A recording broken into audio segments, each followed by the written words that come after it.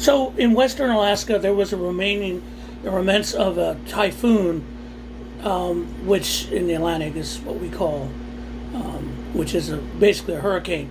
Went through western Alaska, most of the peninsula, a lot of native villages. Ripped up, flooding came through, ripped out homes. It's a mess in there. And without FEMA or any kind of federal response, they don't know what's going to happen. They're waiting for help. Now, not one word from the Trump administration or the regime.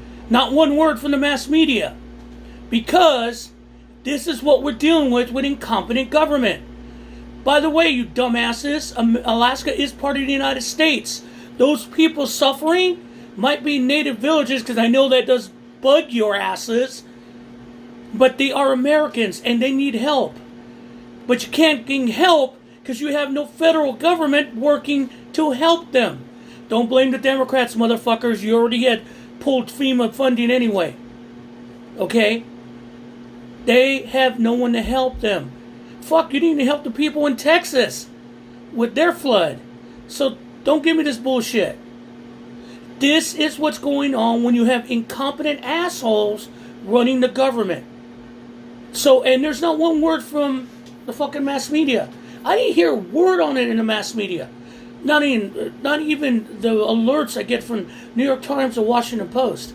They kept talking about Trump and the shutdown and the ceasefire and Trump and this and Trump and this. Meanwhile, Americans are suffering in Alaska. And not a word. Not a word about the mass shooting in Mississippi, in South Carolina this weekend that killed 4. Nothing.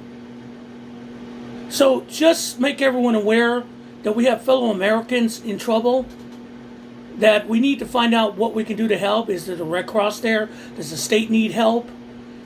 Because this is not what government does. It's supposed to help you in a situation like this. And I know they're ignoring it because they ain't white, but that doesn't matter. They're Americans.